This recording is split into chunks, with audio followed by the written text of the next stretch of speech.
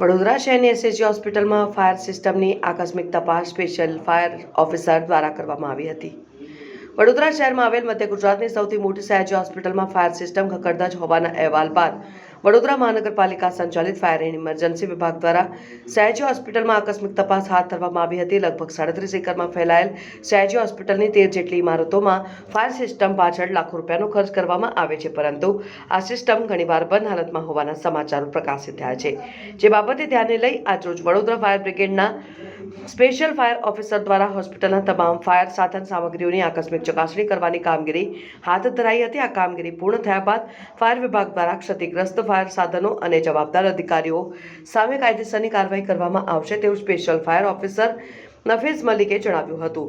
ત્યારે હવે ફાયર વિભાગના અધિકારીઓ દ્વારા કડક કાર્યવાહી કરાઈ છે કે ફક્ત કાગળ પર કાર્યવાહી કરી સમગ્ર મામલે ભીનું સંકેલાઈ જશે તે તો આવનારો સમય જ બતાવશે. Fire safety officer Nafees Malik છું.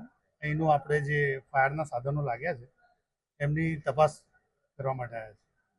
બરાબર છે કે નહીં?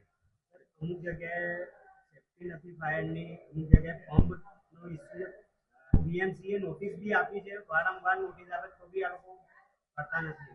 ના, એ ચેક કરવા માટે જ આવ્યા છીએ અમે. એ બરાબર ચાલે છે કે નથી ચાલતું એનું પ્રોપર ઇન્સ્પેક્શન થશે અને પછી એ રિપોર્ટ અમે બનાવીને બીએમસીમાં સબમિટ કરીશું.